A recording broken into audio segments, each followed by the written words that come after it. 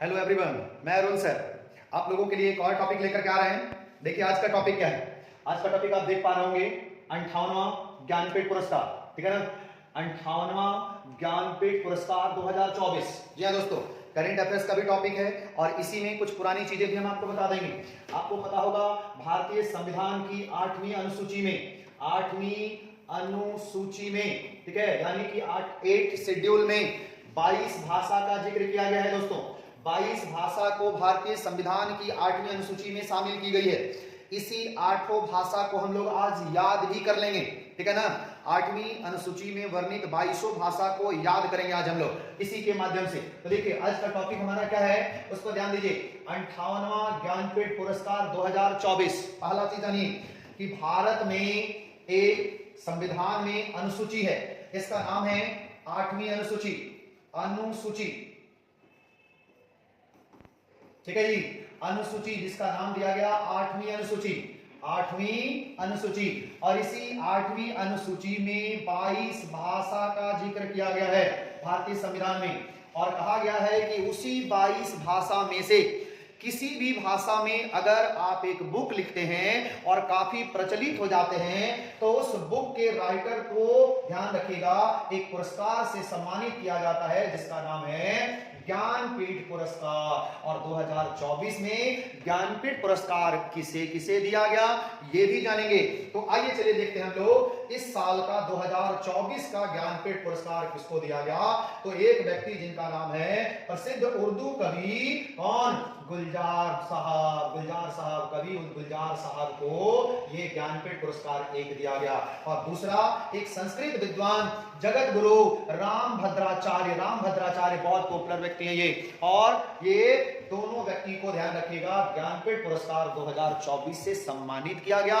और आपको बता दें इस ज्ञानपीठ पुरस्कार में नगद राशि के रूप में 21 लाख रुपया दिया जाता है। ध्यान रखिएगा कितना, 21 लाख रुपया नगद राशि के रूप में दिया जाता है। और संविधान की 8वीं अनुसूची में, यानी कि संविधान की 8वीं अनुसूची में शेड्यूल्स में सम्मिलित 22 भाषा में से किसी भी एक भाषा में अच्छा किताब लिखकर आप पॉपुलर हो जाते हैं तो आपको ये पुरस्कार से सम्मानित किया जाता है। तो हम लोगों को जानना है कि वो 22 भाषा कौन कौन सी है 8वीं अनुसूची में, वो भी जानेंगे हम लोग। और आगे देखिए इसी तरह का एक और पुरस्कार होता है, उसको भी जानेंगे। और इससे पहले हम लोग जानेंगे कि अगला जो हमारा 22 भाषा है संविधान की 8वीं अनुसूची में वो कौन कौन सा है। तो देखिए संविधान की 8वीं अनुसूची में 22 भाषा के बारे में अभी हम लोग जिक्र करने वाले हैं और इसको पूरी तरह से याद भी कर लेंगे।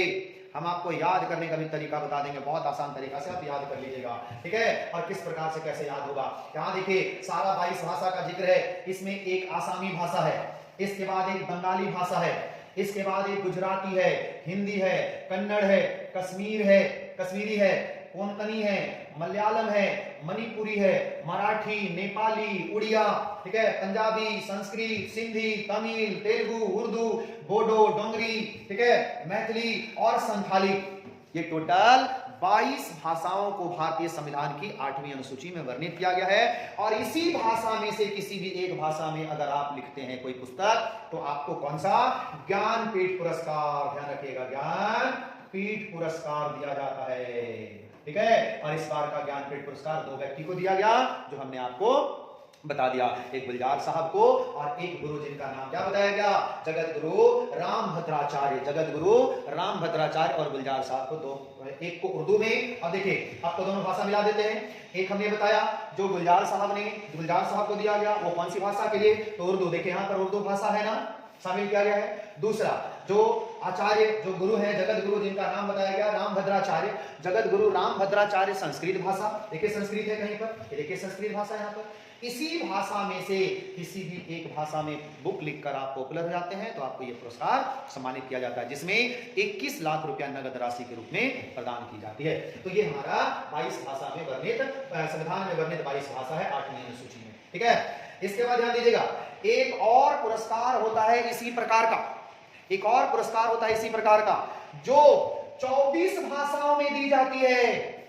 और उस पुरस्कार का नाम जानिए। उस पुरस्कार का नाम है राष्ट्रीय साहित्य अकादमी पुरस्कार। नाम है राष्ट्रीय साहित्य अकादमी पुरस्कार। इसको शॉर्ट में हम लोग साहित्य अकादमी पुरस्कार भी बोलते हैं। और ये जो पुरस्कार है 24 भाषा में दी जाती है। तब आप सवाल बोलेंगे सर यहाँ तो 22 भाषा है, तो फिर 24 कौन?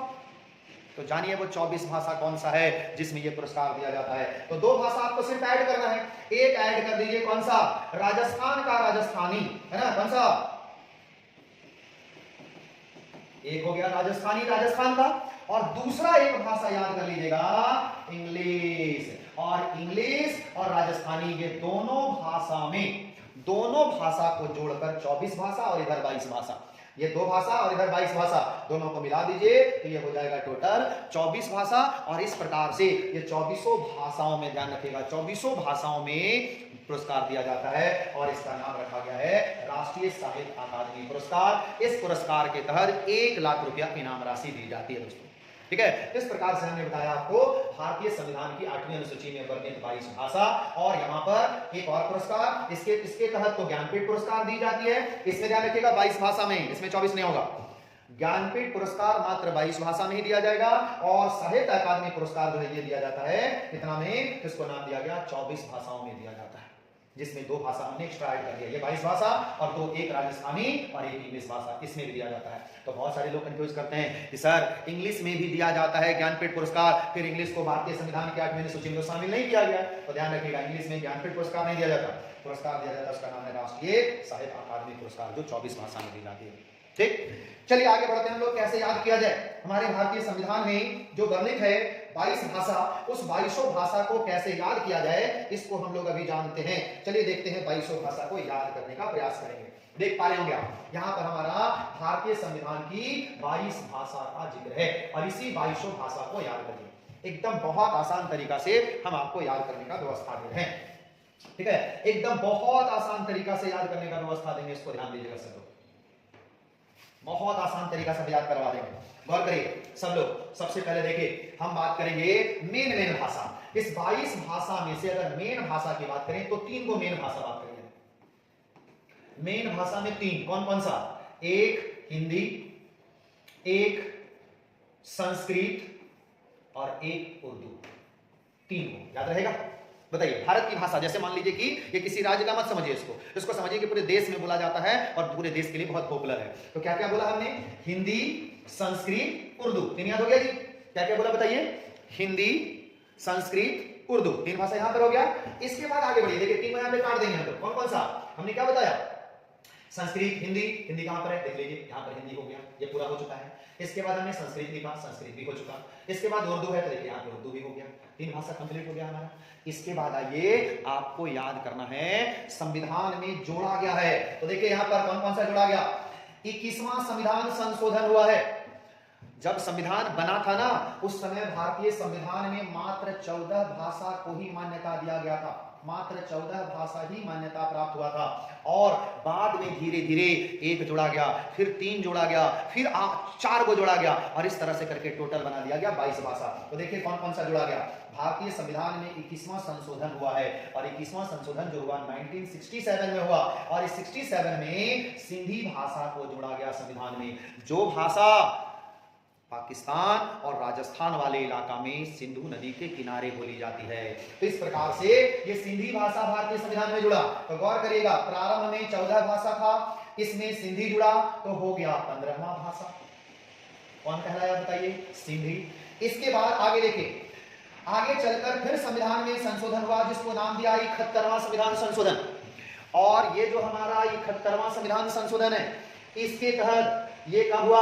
ये हुआ है 1992 में। 1992 में, और ये 71वां संविधान संशोधन है। और इसके तहत 3 भाषा को जोड़ा गया भारतीय संविधान में। ध्यान रखिएगा कौन कौन सा? इसमें नेपाली, मणिपुरी और कोंकणी। नेपाली उत्तर प्रदेश और नेपाल वाले एरिया में, मणिपुरी मणिपुर में, और कोंकणी गोवा महाराष्ट्र में बोले जाने वाली भाषा है। और इस प्रकार से 3 भाषा जुड़ा। इसको एक ट्रिक के माध्यम से याद कर लीजिए, और वो ट्रिक क्या है, वो है ट्रिक नमक। क्या है, नमक याद कर लीजिएगा। और ये नमक से क्या बन जाएगा, न से नेपाली, म से मणिपुरी, क से कोंकणी। और इस प्रकार से भारतीय संविधान में 15 हो चुका था। 3 और जुड़ गया, बताइए कितना हो गया, तीनों मिलकर के 18 भाषा हो गया। 18, ध्यान रखिए यहाँ कितना भाषा, यहाँ 18 भाषा हो चुका है, लेकिन 22 भाषा करना है जी। आगे देखिए 22 भाषा। तो 92 संविधान संशोधन इस बार फिर आया जी। 92 संविधान संशोधन हुआ 2003 में, 92वां संविधान संशोधन बोलिए। और इस संविधान संशोधन के तहत 4 भाषा को भारतीय संविधान में जोड़ा गया। कौन कौन सा बोलिए, एक का नाम है बोडो, दूसरा का नाम है डोंगरी, बोडो, डोंगरी, मैथिली और संथाली। ठीक है, जिसमें से मैथिली बिहार की भाषा, संथाली जो हमारा झारखंड की भाषा है, और उसके बाद बोडो असम की भाषा, और डोंगरी जम्मू कश्मीर की भाषा। और इस प्रकार से ये 4 भाषा फिर से जुड़ा। और इसको भी याद रखिएगा एक ट्रिक के माध्यम से। आप बचपन से पढ़ते आए होंगे, एक ट्रिक बताइए कौन सा, आप बचपन से एक ट्रिक पढ़ते आए होंगे जी, बताइए कौन सा है, उसका नाम है बोडमास। याद है, बोडमास। और ये जो बोडमास बचपन से पढ़ते आए हैं, अभी नहीं पढ़ना है, इसको ध्यान रखिए कैसे पढ़ना है, इसको हिंदी में पढ़ना है। क्या पढ़ना है जी, इसको हिंदी में पढ़ना है। और वो क्या है, बोडमास। बोलिए बोडमास से क्या काम हो जाएगा, इससे क्या काम हो जाएगा, गौर करिए।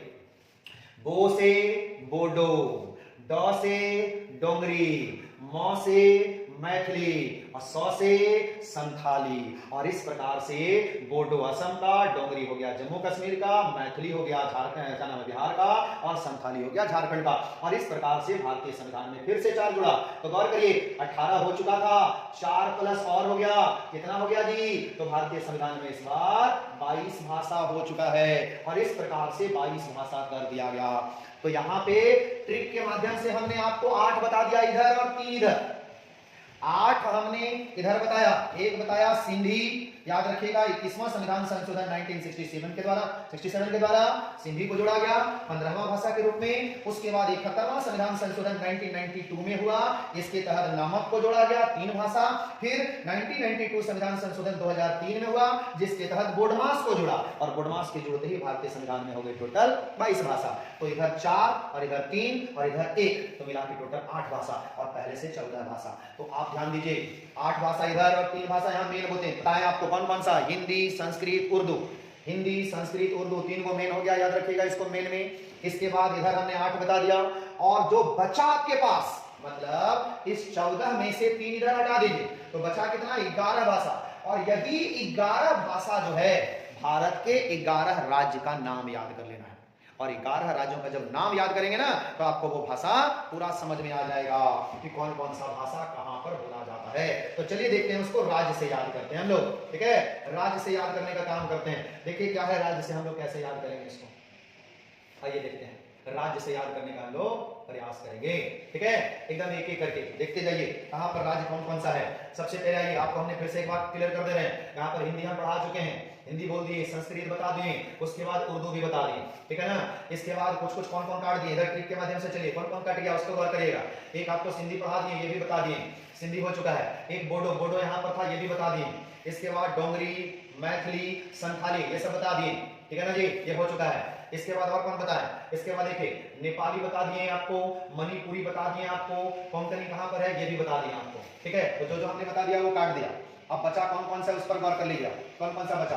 अब एक एक करके पकड़िएगा, कैसे याद होगा उस पर गौर करिए। सबसे पहले आइए असम, असम का इस साइड से जहां पर है असम, तो असम वाले एरिया में क्या हो गया, आसामी। इस जगह पर असम है, इस एरिया में हो गया आसामी। फिर आइए वहीं बगल में कौन सा, बंगाल, बंगाल में कौन हो जाएगा बताइए जल्दी से, तो बंगाल में हो जाएगा यहाँ पर बंगाली। इस जगह पर कौन हो गया, बंगाल, बंगाल में कौन हो गया जी, बंगाली। फिर इधर आ जाइए इस साइड में जब डायरेक्ट गुजरात, गुजरात में कौन हो गया, गुजराती। याद रहेगा, तो असम, बंगाल, गुजरात, गुजरात हो गया। इसके बाद आइए कन्नड़, कन्नड़ कहां पर होगा, कर्नाटक में। कन्नड़ कहां पर, कर्नाटक में, ये वाला एरिया हो गया कर्नाटक। कर्नाटक में कौन सा बोला जाएगा, कन्नड़। इसके बाद कश्मीर में क्या बोला जाएगा, कश्मीरी। इस जगह पर क्या हो गया, जम्मू कश्मीर, जम्मू कश्मीर में क्या बोला गया, कश्मीरी।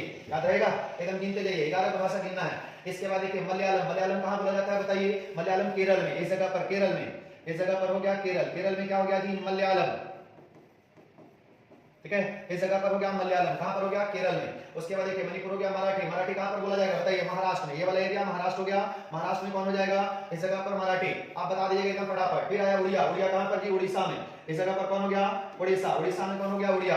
इसके बाद देखिए यहाँ पे पंजाब है, पंजाब छिपा हुआ है थोड़ा सा, पंजाब दिखेगा यहाँ पे, पंजाब में कौन हो गया ये वाला हो गया पंजाबी, ठीक है इधर हो गया पंजाबी। उसके बाद यहाँ ये तमिल, तमिल में हो गया तमिलनाडु, इस जगह पर कौन हो गया तमिलनाडु, तमिलनाडु में कौन हो गया तमिल। उसके बाद आंध्र प्रदेश में हो गया तेलुगु, यहाँ पर है आंध्र प्रदेश, आंध्र प्रदेश में कौन हो गया तेलुगु, आंध्र प्रदेश में तेलुगु हो गया जी। तो देखिए इस तरह से आप क्या गिन लीजिए, तो इधर 1 2 3 4 5 6 7 8 9 10 और 1 11, इधर से गिनिए एकदम कंटिन्यू दिख जाएगा। असम, असम के बाद बंगाल, बंगाल के बाद उड़ीसा, उड़ीसा के बाद आंध्र प्रदेश, आंध्र प्रदेश के बाद तमिलनाडु, तमिलनाडु के बाद कर्नाटक, कर्नाटक के बाद सॉरी केरल यहाँ गया, केरल, केरल के बाद कर्नाटक, कर्नाटक के बाद महाराष्ट्र, महाराष्ट्र के बाद गुजरात। तो इधर से कंटिन्यू दिख रहा है। और एक यहाँ पे दो को याद कर लीजिए, जम्मू कश्मीर और पंजाब, जम्मू कश्मीर और पंजाब। एक बार फिर से देखिए, असम इधर हो गया, असम के बगल में इधर बंगाल, बंगाल के बाद उड़ीसा, तो असम में हो गया आसामी, बंगाल में ये वाला वेस्ट बंगाल है, वेस्ट बंगाल, वेस्ट बंगाल में बंगाली, उड़ीसा में उड़िया, आंध्र प्रदेश में कौन सा हो गया बताइए, आंध्र प्रदेश में कौन होगा, तो आंध्र प्रदेश में तेलुगु भाषा ये वाला। उसके बाद तमिलनाडु में तमिल भाषा, यहीं पर है तमिल भाषा बगल में। इसके बाद केरल में हो गया मलयालम, कर्नाटक में हो गया कन्नड़, महाराष्ट्र में हो गया मराठी, गुजरात में हो गया गुजराती। इधर हो जाएगा कैगो 1 2 3 4 5 6 7 8 9, इधर 9 और इधर 2 को ऊपर में, 2 को ऊपर में इधर से याद कर लीजिएगा, जम्मू कश्मीर और पंजाब 2 को ऊपर में, जम्मू कश्मीर और पंजाब 2 को इधर हो गया और इधर बाकी कंटिन्यू हो गया हमारा 9 को। और इस प्रकार से आप भारत की सभी भारतीय संविधान में वर्णित सभी 22 भाषाओं को बहुत आराम से याद कर सकते हैं और इसके बाद आपका काम बन जाएगा। समझ में आ रही बात? इस तरह से करके हम भारत की सभी भाषाओं को याद रख सकते हैं। समझ में आया जी? भारतीय संविधान में जो भी 22 भाषाएं हैं उन सभी 22 भाषाओं को हम लोग बहुत आराम से याद कर सकते हैं, बहुत आराम से याद कर सकते हैं। अगर आपको राज्य बताना है तो देखिए एक बार फिर से डिलीट करके बता दे रहे हैं बहुत बढ़िया से। हमने बताया असम यहाँ पर, उसके बाद बंगाल, असम में आसामी, बंगाल में हो गया बंगाली, उड़ीसा में उड़िया, आंध्र प्रदेश में तेलुगु, ठीक है इस जगह पर तेलुगु हो गया, तमिल में तमिलनाडु में तमिल, केरल में मलयालम, कर्नाटक में कन्नड़, महाराष्ट्र में मराठी, गुजरात में गुजराती।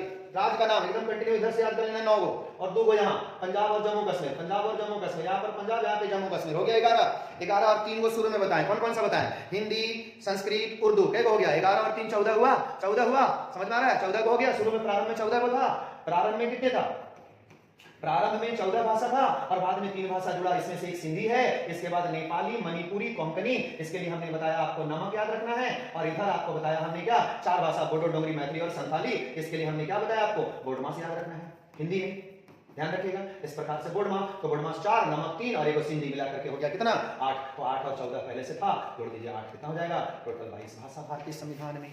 और इसी 22 भाषा में से किसी भी एक भाषा में अगर आपका बुक लिखा हुआ पॉपुलर हो गया तो आपको ये ज्ञानपीठ पुरस्कार मिल सकता है, ध्यान रखिएगा। लेकिन राष्ट्रीय साहित्य अकादमी पुरस्कार 24 भाषा में दी जाती है, 2 एक्स्ट्रा भाषा जोड़ता है जिसमें एक राजस्थानी, इस एरिया में राजस्थान का राजस्थानी भाषा और दूसरा अंग्रेजी भाषा, इसमें भी दी जाती है राष्ट्रीय साहित्य अकादमी पुरस्कार। आए बात समझ में? आई होप वीडियो आपको अच्छा लगा होगा। अगर वीडियो अच्छा लगा तो अपने फ्रेंड सर्कल में शेयर कर दीजिएगा, लाइक कर दीजिएगा और कमेंट करके जरूर बताइएगा कैसा लगा आपको वीडियो। ठीक है, थैंक यू।